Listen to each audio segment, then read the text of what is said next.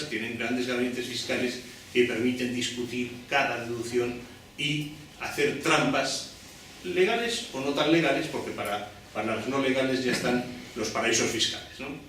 Entonces, Hollande se ha metido con eso, primer punto de diferencia, muy importante para no situarnos en el marco de la derecha, reforma fiscal. Segundo punto muy importante, crecimiento. Felipe González lo ha dicho hace poco, y, en fin, me parece, yo no soy un forofo de Felipe González, pero lo ha dicho con rotundidad que compara. Sin crecer, luego ya veremos cómo hay que crecer o no, pero sin crecer no se va a poder pagar la deuda. También lo decía Guillermo, está claro que con los ajustes nos metemos en más recesión, eso significa menos crecimiento, significa menos ingresos y significa más de lo mismo, más sufrimiento y otra vez la tuerca de los ajustes, etc. O salimos de eso con más ingresos, por supuesto, pero también con crecimiento, o no habrá, llegará un momento en el que no habrá de dónde sacar y no habrá ni de dónde ajustar sin un estallido social de imprevisibles consecuencias. Y el tercer punto de diferencia, que me parece muy bueno, vamos a ver, hay un plan de empleo, sobre todo juvenil, de 120.000 millones de euros que en principio debería aprobarse en este Consejo de Ahora. O sea, segundo punto importante, aparte de ajustar por los ingresos preferentemente y ingresos a los que más tienen y no por los gastos. Segundo punto importante, la apuesta de verdad por el crecimiento y no solo por la austeridad, incluso aunque la austeridad sea distinta. Y tercer punto, acaba de salir la noticia hoy, Moscovici, el ministro de Economía de Hollande, ha anunciado la creación de un banco público de inversiones con un potencial de 40.000 millones de euros ligado al Banco Europeo de Inversiones y que permita, bueno, lo que dijimos, lo que se aprobó en el Congreso de Sevilla.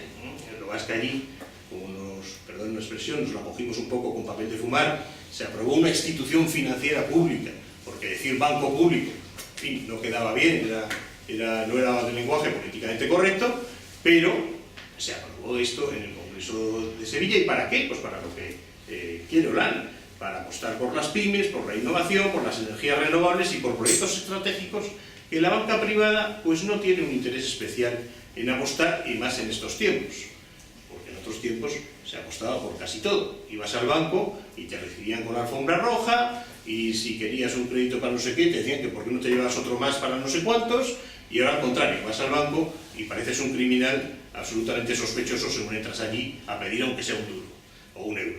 Entonces, la banca ahora mismo no está más que para lo que está, es decir, para coger dinero al 1 y lanzarlo al 4, claro, así cualquiera, pero no está para la labor que tiene que hacer. Y obviamente eso demuestra que la necesidad de un banco público de inversiones que estimule y que de alguna manera haga que los otros bancos tomen nota y sepan que si ellos no hacen ciertas cosas, hay quien las pueda hacer.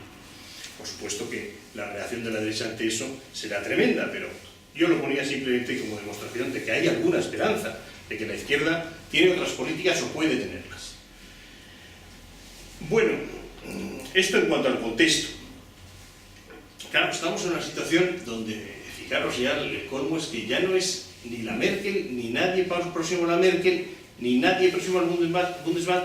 Ayer parece que subió la bolsa y bajó la prima de riesgo porque 2 diputados alemanes dijeron que quizás resultaría que la Merkel estaría más dispuesta a ser proclive a que el rescate fuera lo más pronto posible. Y bastó eso para que la bolsa subiera ayer un 3 y pico, hoy también creo que ha subido, la prima de riesgo baje bastante, etc.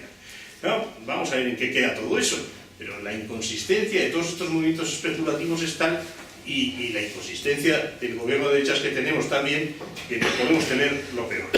Entonces, ¿qué tipo de salida de la crisis? Pero claro, de la crisis alguna vez se saldrá, no sabemos cuándo y cómo, pero claro, ese es el problema. Saldremos de la crisis con una desigualdad tremenda. El índice Gini, que mide la desigualdad en nuestro país en los últimos años, ha subido mucho, es decir, ahora mismo estamos a la altura de Letonia, creo que es el único país en el que ha subido más, no sé si es Letonia o Lituania, pero uno de los dos.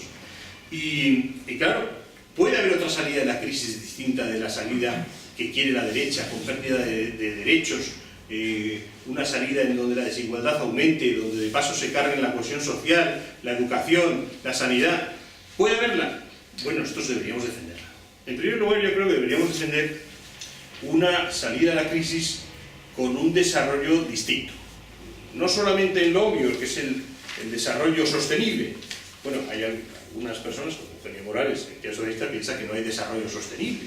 O sea que ya tenemos que ir pensando en un desarrollo, es decir, en un crecimiento de otro tipo, donde no se mida el PIB como se mide actualmente y donde haya una potenciación de energías renovables, menor dependencia del petróleo, etc. Y todo esto es posible. Bueno, en cualquier caso, nosotros no deberíamos defender un crecimiento basado en cosas como Eurovegas, ese está claro, ¿no? Y si no somos capaces de hacer un crecimiento más ecológico, al menos creámonos lo que hace poco era dogma de fe, es decir, que el crecimiento debería estar basado en la innovación, en la competitividad basada en calidad de producto y no en bajos salarios, pérdida de derechos y operaciones del tipo, ya digo, Eurovegas o operaciones especulativas del tipo de los chinos, algunos chinos, como hemos visto ahora recientemente en estos 2 últimos días. Y luego otra cosa que a mí me parece muy importante, que no solamente el aspecto ecológico, porque si no vamos a pensar que todo esto queda para tiempos de bonanza, como la ayuda al desarrollo y como tantas otras cosas, sino que yo creo que la salida de la crisis que la izquierda debe defender, por decirlo en términos clásicos, debe ser una salida de la crisis en donde no solo cambie las actividades productivas, que también, todo esto que se habla, nanotecnologías, biotecnología, I+D+I en todos los aspectos, industria sociocultural, etc.